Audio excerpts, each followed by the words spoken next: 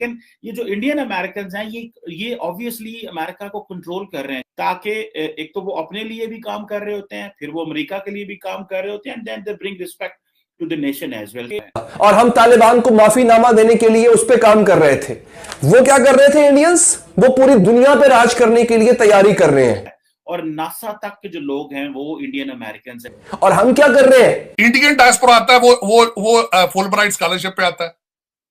Indian diaspora आता है, उसको पीछे कोठियों पे कब्जे की कोई उसको खौफ नहीं होता।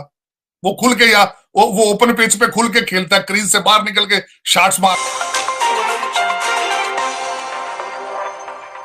दुनिया की छठी बड़ी तरीन फौज है, ये भी अच्छी बात है, फख्र करने वाली बात है। लेकिन क्या हमने इसी में गुजारा करना है कि हम लड़ बड़ा अच्छा लेते हैं भाई, और कोई काम नहीं करना हमने? हमारे यहां क्या हो रहा था? जिस वक्त पराग अग्रवाल आईआईटी का पढ़ा हुआ हुई ना, चंद महीने पहले उसकी नॉमिनेशन आ चुकी थी, उस वक्त हमारे मुल्क में हमें पता नहीं था कि धरने हो रहे हैं। हम धरने दे रहे थे, इस्लामाबाद की तरफ लॉन्ग मार्च हो रहा था, ठीक है जी, और कहा जा रहा था जनाब कि आज मुल्क बंद कर देंगे हमारा, और हम तालिबान को माफीनामा देने के लिए उस पर काम कर रहे थे।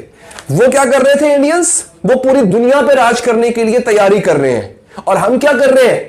हम कभी जनाब क्या जी हो क्या गया जी, ये फुला सियासतदान ने ये कह दिया तो फुला सियासतदान ने ये कह दिया। कभी चीनी महंगी हो गई, कभी आटा महंगा हो गया, कभी चीनी नापैद होगी, कभी पेट्रोल नहीं मिल रहा, कभी डॉलर ऊपर चला गया, और कभी जनाब अब हम सोच रहे हैं कि हम तालिबान को माफ कर दें। ये जो लोग हैं ये अमेरिका में बैठे होंगे, ऑब्वियसली ये व्हाइट हाउस में है, ये स्टेट डिपार्टमेंट में है, ये डिफेंस में है, ये जहां जहां बैठे होंगे ऑब्वियसली दे विल इनकी वैल्यू होगी।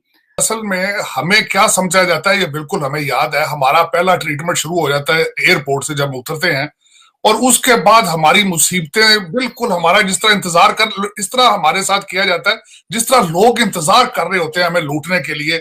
और it starts from the process, starts from the airport. रिश्वत के रेट डबल हो जाते हैं, जाली मुकदमात में फंसा लिया जाता है। यानी इंडिया जो है वो डिजिटली कहां से कहां पहुंच गया।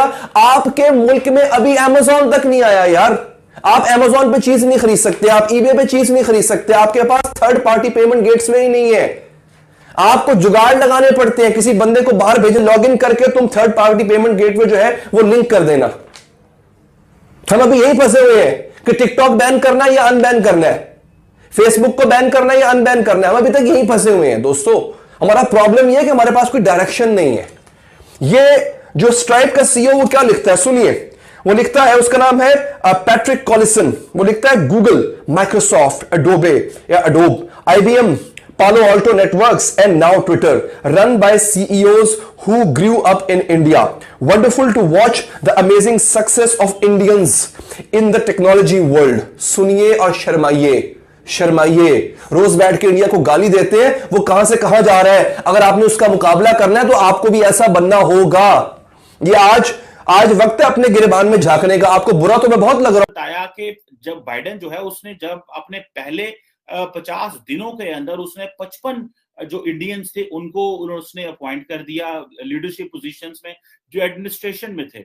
इवन के सुनने में आया कि जो उसका स्पीच राइटर है और नासा तक के जो लोग हैं वो इंडियन अमेरिकन हैं। सो मेरा ख्याल है कि पाकिस्तान को अपना एक कनेक्शन डेवलप करना चाहिए उन लोगों के साथ जो बाहर बैठे हुए हैं। इंडियन डायस्पोरा आता है, वो फुलब्राइट स्कॉलरशिप पे आता है। इंडियन डायस्पोरा आता है, उसको पीछे कोठियों पे कब्जे की कोई उसको खौफ नहीं होता। वो खुल के या वो ओपन पिच पे खुल के खेलता है, क्रीज से बाहर निकल के शॉट्स मारता है। वो हमारा डायस्पोरा यहाँ पे आता है। पहले मैं बताता हूँ डायस्पोरा के बच्चों की तरबियत क्या है। अभी यहाँ भी ये वो समझते हैं बच्चा अगर ऊपर वाला क्लास में जाए उसको यहाँ भी कहते हैं कार्डियोलॉजिस्ट बन जाए क्योंकि उसकी तनख्वाह अच्छी। वहां से कोई बचता है थोड़ा सा तो उसको आईटी में डालते हैं। आज तक मैंने किसी बंदे को ये नहीं देखा कि मेरा बच्चा प्रोफेसर बनेगा यहाँ पे अमेरिका में भी, या मेरा बच्चा वकील बनेगा, या मेरा बच्चा यहाँ पे पढ़ के पाकिस्तान सर्व करेगा। ये बताया नहीं जाता। सुनिए इलॉन मस्क ने इसी ट्वीट के नीचे रिप्लाई करते हुए क्या लिखा। वो कहता है USA benefits greatly from Indian talent. America को भारतीय टैलेंट से बहुत फायदा हुआ, और अमेरिका को पाकिस्तान से क्या फायदा होता है? हम कभी अपने अड्डे दे देते हैं अफगानिस्तान पे बमबारी करने के लिए, कभी हम ड्रोन अटैक करने की इजाजत दे देते। हमसे तो ये फायदा हुआ है अमेरिका को अब तक। जिसका वो कभी भी शुक्रगुजार नहीं है। हमने क्या फायदा दिया दुनिया को, ये देखिए, हमने क्या कंट्रीब्यूशन दी है दुनिया को अभी तक। कुछ अंदाजा भी है आपको क्या दिया हमने अब तक पाकिस्तानियों ने? हम बातें बड़ी बड़ी करते हैं, लेकिन जनाब हमने गौरी मिसाइल बना लिया, हमने बनाए यार, कुछ और भी तो करें साथ साथ।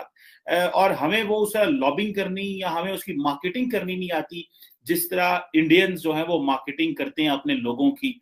और अब जारी बात है, अगर कोई पाकिस्तानी वहां पे बैठा होगा व्हाइट हाउस में, स्टेट डिपार्टमेंट में या अच्छी यूनिवर्सिटीज के अंदर, तो वो डेफिनेटली जिसे कहते हैं ना कि एक होता तो है कि भाई हाँ, उसके आने से, उसके बैठने से पाकिस्तान को फायदा तो बहुत ज्यादा हो सकता है। लेकिन ये जो इंडियन अमेरिकन हैं, ये ऑब्वियसली अमेरिका को कंट्रोल कर रहे हैं, जिस तरह मैंने बताया, नॉट दैट जस्ट के वो कोई नेगेटिवली कंट्रोल कर रहे हैं, but they have an influence.